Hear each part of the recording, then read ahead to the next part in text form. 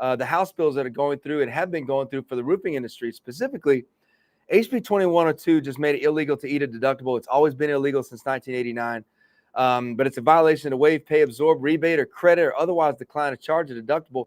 And so what happened in our industry before this law came into place, and what has been happening for the last umpteenth years, is contractors would, roofing's a profitable business. And so a contractor, especially smaller ones, were able to make money without having to charge a deductible. So if a customer had a $10,000 roof, they only got a check for $7,000, meaning that they still had $3,000 to pay for the deductible. If they could get it done for $7,000, the homeowner could then get the work done. Well, that's what was happening, is contractors would just say, hey, look, I'll just do it for the check. That was it. And so when they changed the law, they also changed the way the claims were paid and said, hey, we're going to pay you part up front and part when it's done. And we're going to pay that part when it gets done based on the invoice from the contractor.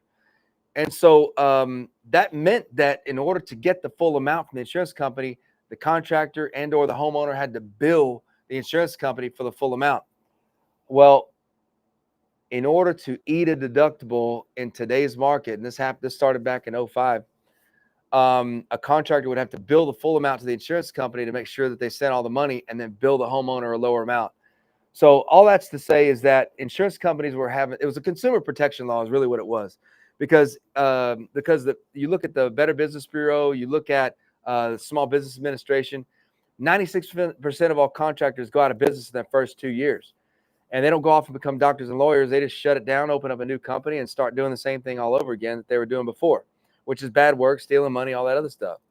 Or a contractor, or the Small Business Administration said that 80% of the 10 million complaints, 10.7 million complaints, this is a study they did a while back, were from people who took the lowest bid. So this law was designed to keep it such that people weren't susceptible to, or weren't, I guess, incentivized to take the lowest bid, because the insurance companies are going to adjust the amount that's paid based on the bid.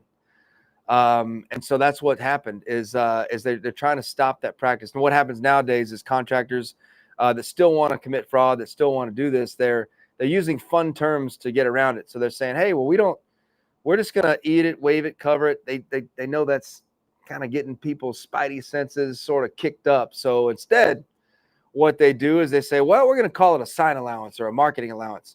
It's funny because this is some of the tools that I use to train my team, because contractors still do it.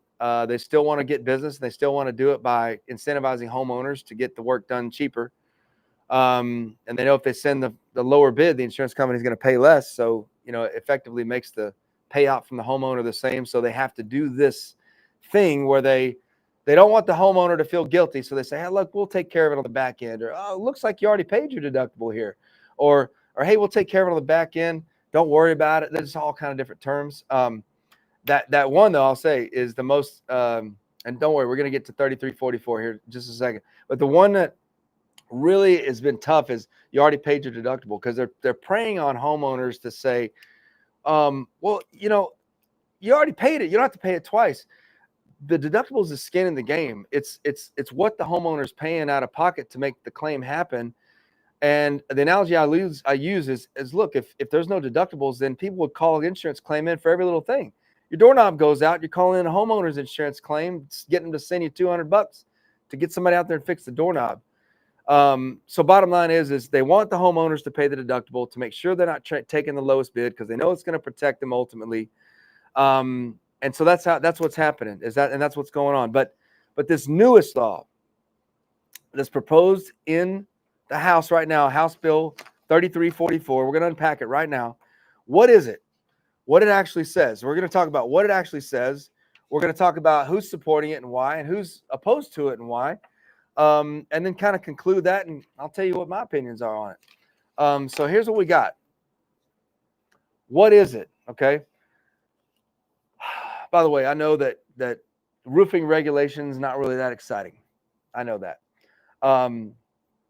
But in states like Texas, by the way, we're one of the only ones in the country. Well, I say one of the only ones in the country. We're one of the few that doesn't require any sort of license, and like other states, you got to actually register with the state. In Texas, you don't have to do anything. If you're going to pull a permit, you have to go pull a permit in the city where it's required. But bottom line is, you don't have to have a license to be a roofer. In fact, right now, you could grab a hammer, walk outside, and go talk to somebody and say, hey, you need me to do your roof? Oh, yeah, I'll do your roof. 10 grand. Sign right here. You're a roofer. That's how simple it is to go do roofs in the state of Texas. That's why it's one of the most competitive in the roofing market there is. And also why Texas homeowners have to be especially careful. And so what this law does, and what it actually says, is it's requiring roofing contractors to be licensed by the state. Under this bill, they have to go through a few key steps. Here's what they are. They've got to apply through the Texas Department of License and Regulation. All right, this is the same agency that oversees the plumbers, the electricians, HVAC techs. The application would include a criminal background check, and passing a licensing exam that covers roofing standards and building codes, right? Secondly, contractors would need to meet certain minimum financial responsibility requirements, like carrying general liability insurance. That way, if something went wrong, they could get it covered. Another thing is it bans certain practices that have caused major problems, like eating deductibles. When a roofer's like, don't worry about your deductible, we'll cover it, and then they send fraudulent invoices in, this bill says you can't do that. And it also reiterates the fact that contractors cannot act as public adjusters. Guys, if a contractor pulls out an insurance policy, starts reading through if they read through your insurance policy and they're like, oh, insurance company can't say that. It says it right here in your policy. We're going to go after the insurance. They're acting as a public adjuster. Can't do that. Roofing contractors can talk about scope. They can talk about the damage. They can talk about the codes. Can't talk about price. Okay. Kind of interesting, isn't it? Can't talk about price. So if, this is how I explain it to our customers. If my price, meaning that the bottom line dollar figure on the bottom, is higher than the insurance companies, it's because of a difference in scope. It's a difference in scope. There are more things on our estimate. All right. And that's things that a lot of times are left off. And I'll just say this. I've dealt with insurance companies over the years. And for those roofing companies and roofing professionals that talk trash about insurance companies, you're doing wrong. Because, and here's my opinion, the agents, the adjusters, even the engineers, and even the attorneys, I mean, these insurance companies have deep pockets. They're in the business to make a profit. So if they write up the initial scope that may be missing a couple of things, and then the agent encourages the homeowner to get 3 estimates, well, the homeowner may look at their estimate from the insurance company and say, well, I got to get under this. I don't want to have to spend more than what they're paying. And really, and the insurance company, by the way, will say this to the homeowner. They'll say, well, if there's a difference between our estimate and the contractor, go ahead and, have us give somebody, or have us call us and we'll look at it. The insurance companies want to save money. They're in a business to make a profit. We understand, but you got to look at it in the right context, and you got to follow the rules. So the way we do it is we say, look, this is the scope of work. This is what's needed to do this job the right way. This is the codes. Here's some photos that show what we need. That's okay. But a contractor that says, well, this is the price it should be for this XYZ, it's a fine line. You got to be careful. So can't act as a public adjuster. It gives the state the power to issue fines, suspend licenses, and revoke them altogether if the contractors break the rules. So some accountability there. And it's going to give a publicly accessible database of licensed roofing contractors. All right. And if you break the law under this bill, it's a Class C misdemeanor, same level as a traffic ticket, but it's a criminal offense. All right. Repeat offenders could face heavier consequences. That's when it's probably going to come down the line. So we, I took a license to get my license in Illinois and Florida because we're going to expand. So why is it good to have a license? I'll tell you, it's good for the homeowner. It's good for the property owner. But let me tell you about some of the organizations and some of the contractors that don't like it. Or first, let's start out the supporters. So who's in favor of this? All right. Supporters of the bill say it's long overdue. Roofing is high risk, high dollar industry, and like Texas, where hailstorms are basically a part of life, you guys know this. Homeowners spend millions every year on roof repairs. Without licensing, there's been very little stopping unqualified or even outright fraudulent contractors from taking advantage of people after a storm. Knock, knock, knock, give me some money, never see them again. Happens all the time. Or knock, knock, knock, do a roof, and you need problems fixed, you need a warranty, bye-bye. It's called a taillight warranty, and those storm chasers do it all the time. They show up, they do work. Last time you got a warranty is when you see the taillights fading into the distance. That's how it goes. So who's in favor of it? Organizations like the Roofing Contractors Association of Texas. Great people, by the way. And they've said this for years. Texas needs to get serious about its professional standards in roofing. They point out that if electricians need a license to touch wires and plumbers need one to work on your pipes, why wouldn't roofers? That's protecting the whole house, right? So there's also a consumer protection angle, and this is what RCAT talks about. That's, again, Roofing Contractors Association of Texas. By the way, just real quick, if you're seeing this and you're wanting to know more about how Mammoth gives back to the communities where we operate, if you want to know more about how to become a part of our organization, we're growing, we're expanding, we're going to be the largest in the country.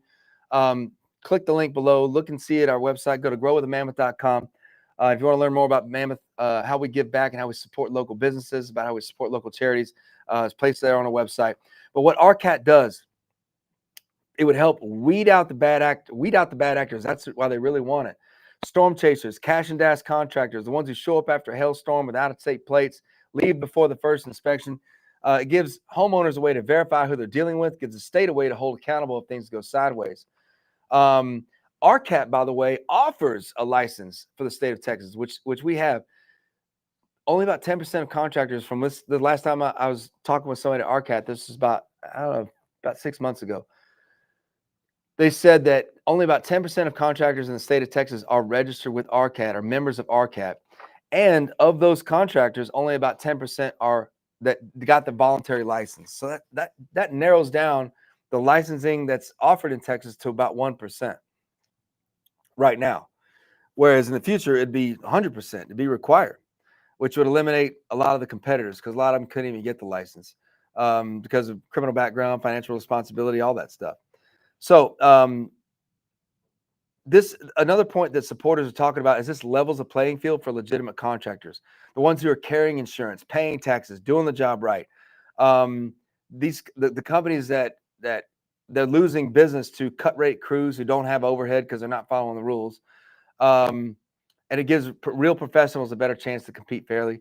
And for me, this is how I look at it. You're going to have competition, and always going to be somebody that can do the work cheaper. That's just a fact of life. That's with anything. But if you do good quality work, people are going to come find you. And you're not charging too much just to charge too much. You charge what it takes to run a business, to be there when your customers have a problem, to deliver a high quality service. And if customers want to reduce the quality, fine.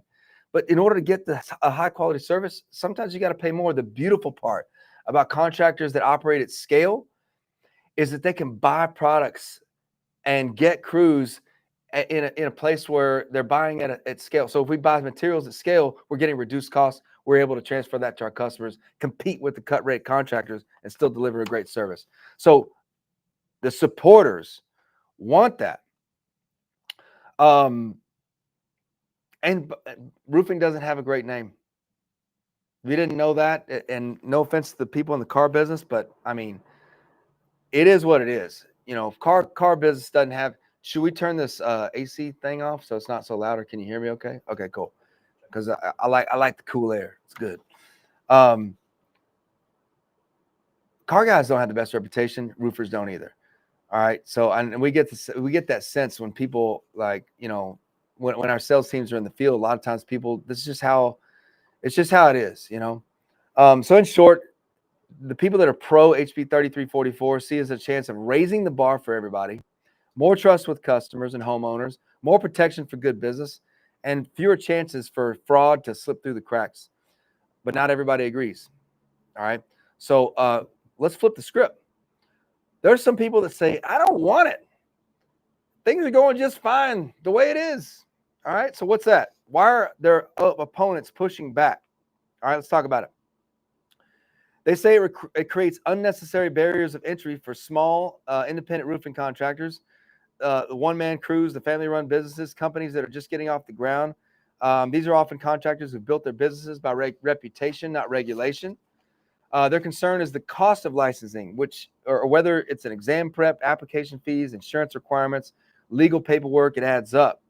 And for a lot of smaller businesses, especially minority or immigrant-owned ones, those costs could shut them out of the industry altogether. There's also an enforcement issue. Critics argue that licensing doesn't automatically mean better quality or fewer scams. Just because somebody has a license doesn't mean they'll do the job right. They say the real problem isn't lack of regulation, it's lack of enforcement. Texas already has a consumer protection law in place on the books. And if those aren't being enforced now, adding new ones may not even help.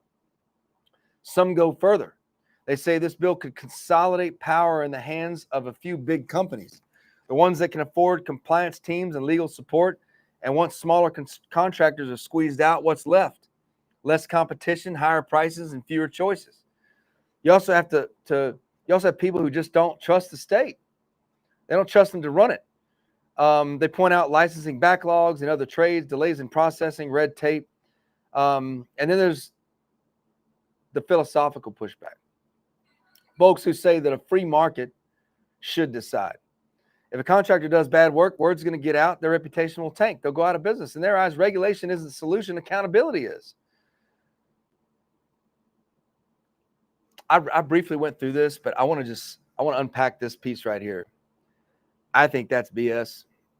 And here's why I think that's BS. Because talking about contractor that does get bad work will go out of business, or they'll never be heard from again. I'm going to tell you right now. I know this for a fact. Right here in San Antonio, not going to name names. They run up their credit. They know that they're in a bind. They robbing Peter to pay Paul. They can't pay their bills. Guess what? They tell all their suppliers to kick rocks with millions of dollars in debt sometimes. And then they open up a new company with a new name that sounds almost exactly like the other one, so they don't have to change their branding, marketing, or even their GMB account. And then guess what? They operate like they always did. That company goes away as a filed bankruptcy, and now they're operating under the old brand new name with a new branding. Homeowners and customers are none the wiser. They don't use the other supplier. They just get another one because they're doing volume. This happens all the time, and it's a disgrace. It's a disgrace to our industry. They're taking advantage of the system. They're duping homeowners. These guys that commit fraud, these guys that don't pay their bills, these guys that don't carry the right insurance, that get sued out of business because they're not protecting themselves and they're not doing the right things. You know, every business that does a lot of business, they're going to have to deal with lawsuits and stuff like that. It is what it is. And if you're doing the right things, it's going to all come out in the wash. It's going to be fine. It's the companies that don't care. They're like, bring it on. They shut it down and they start a new company. They don't go off and become doctors and lawyers. So I disagree with that. I do agree though that it's about accountability. And I for once, if you hadn't figured it out, I for one support the idea of having licensing requirements.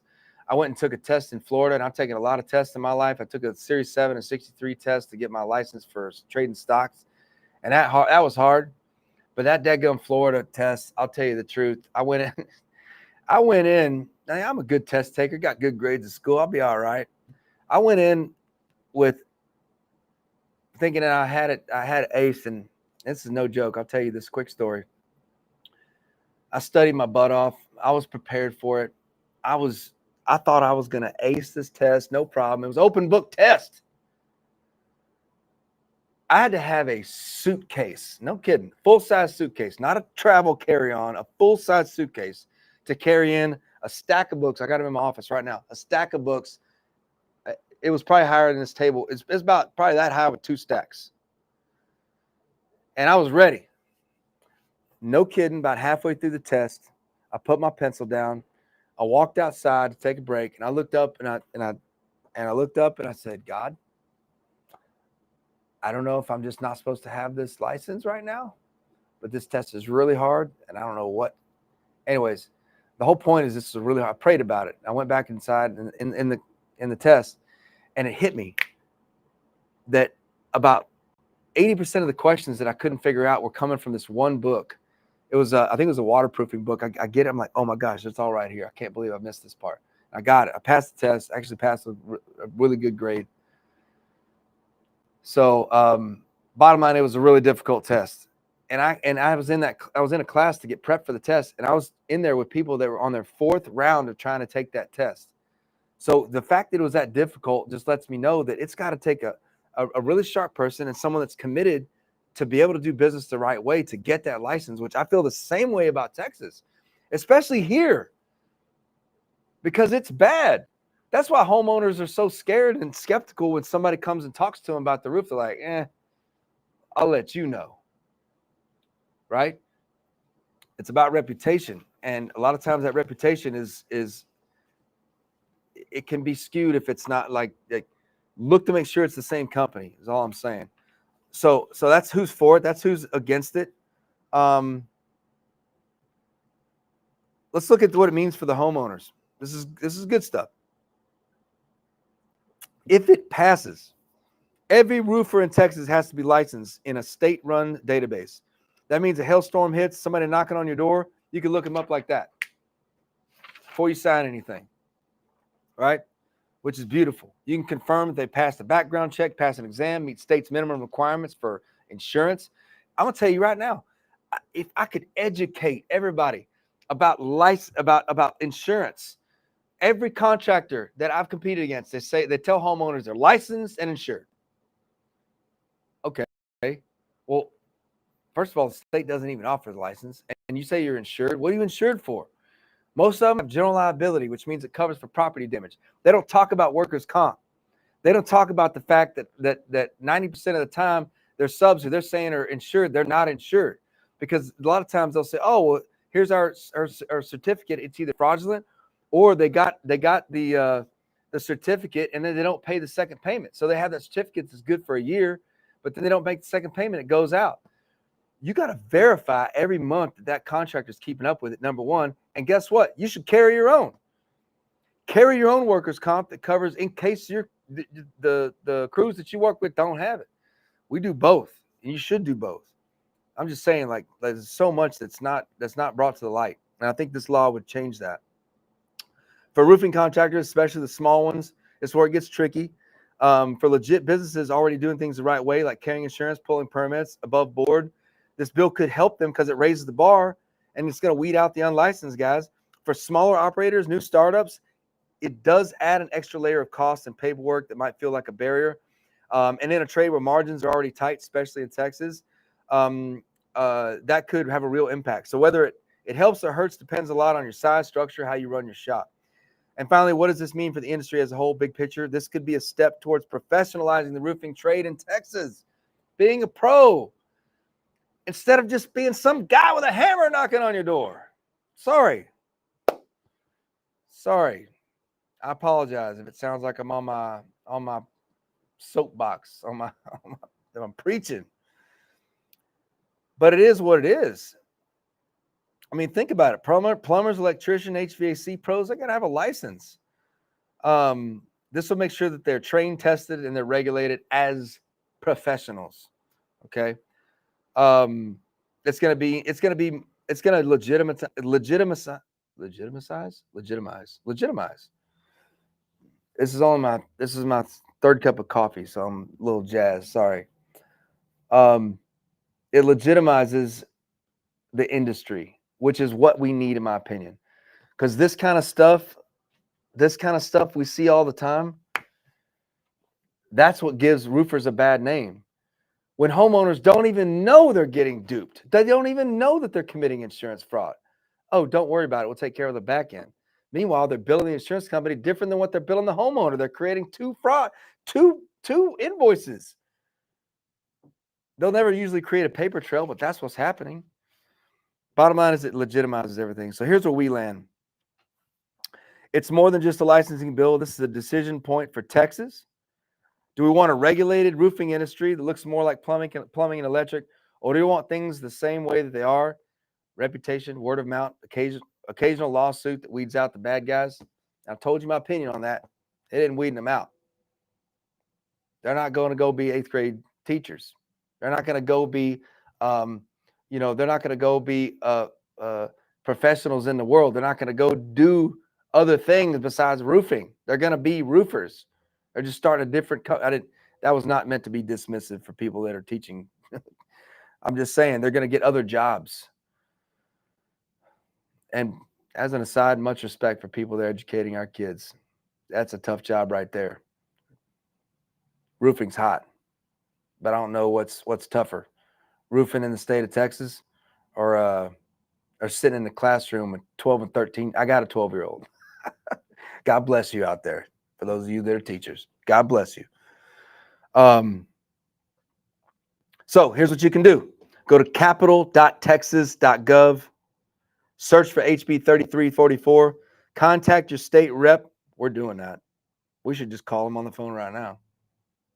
And if you're in the trades, talk to your peers. Your voice matters more than you think. So my buddies in the trades, they're here that does roofing.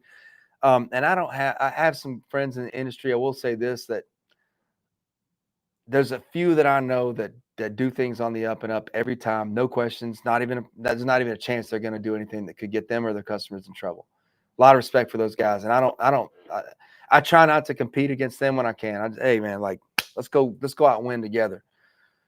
But for all of you other guys out there, and I'll just say this as an aside, I feel really good about this and saying this. I had a guy get mad at me the other day. All right. And this is something that really bothered me. He was losing business to us in an area of this right over by SeaWorld this year. He was losing business to us and he was really frustrated. And he calls up my staff right here. And my staff came into the office when I was in a meeting. She was very, very, very frustrated. She said, man, this guy, he wouldn't let me get a word in. He was very rude. He claims that we're eating deductibles. I said, okay. So I know this guy's full of it. He said, I think it was that his customers were saying that. So I don't know if it was them trying to see if they could get a deal out of him or what, but that was not going to fly with me. So I reached out to the owner and I said, hey, I said, this is a problem. First of all, your guy called the way he was being disrespectful to my staff. I can't have that. And two, he's making accusations that could disparage my reputation as doing the right thing. And that's not going to work for me either. And it came out that he said, well, it's hard for me to control what these guys are saying. And, I'm sorry about that, but you can call the homeowners if you want. I said, I don't need to do that. I said, cause I talked to my sales rep and I didn't really need to even talk to him to know that he wasn't saying any of that stuff. But the end of that conversation was, he felt like I was targeting his customers by going out and talking to him. Because he had a sign in the yard, and just like this guy told me the same thing. He said, a lot of times it doesn't mean anything. It just means they got a sign in the yard. A lot of contractors do that just to show advertisement, or even if they don't have an agreement or contract, they're trying to scare other people from going to talk to them. And I'm going to just tell you my opinion on this for what it's worth, and it may, good or bad, it is what it is. I'm just going to tell you. My competitors don't like this about me, but my customers do. I believe unequivocally that my company and our team puts on the best roofs money can buy, without doubt. We have systems in place to execute a consistent service every time. And if there's ever a problem, this is construction. I know that. I fix it. And my reputation and track record shows that. We've got hundreds of Google reviews. I've got maybe 5 bad ones. And I tell people, go read the bad ones. I'm involved in every single one of those because my reputation is everything to me. And so I believe that the customer, the marketplace deserves to have the best. And I believe that's me. And so when someone gets mad about me competing for the business, I don't apologize for it, because I believe I offer a great service and I can take care of those people better than anybody. So that's where I stand on that. And I got kind of a, I'm sorry. When I do these recruiting calls, sometimes I'm very passionate about this kind of stuff, if you can't tell. But at the end of the day, I'm very passionate about doing the right thing, about in the trades, in our company, in just roofing in general. I respect other competitors that do things on the up and up. I'm still going to compete hard for the business, but I don't have any respect for someone that's dishonest. I just don't. If I can't trust you, I don't even want to know you. And I know that the people that are doing the right things in our industry, and the people that do the right things in their business and in their homes and in their lives, also feel the same way about that. And so that's the kind of people that we're looking for to come work for our company, and the kind of people we're looking for to do business with. And I think that this law 3344 is a good thing for Texas homeowners and Texas roofing contractors, period. That's my opinion. So if you're looking for a new job, new career, we're expanding. We're looking for growth. We're looking for great leaders to help us grow our company and to take care of people here in Texas and in other states, delivering a great service to take care of and serving the communities where we operate, giving back. So growthemammoth.com is where you can go if you want to learn more about our company and our hiring. And then if you want to look more about Mammoth Gives Back, some of the stuff we're doing in the communities where we operate, whether it's supporting local businesses, supporting local 501cs, schools, we give back to schools, support right here in our Bernie Little League. We're making a big sponsorship with them. We want to support the communities where we operate because we know that that's what we would want. So here in our corporate office, it's a big deal. I'd rather give my money to those kind of places than anything else.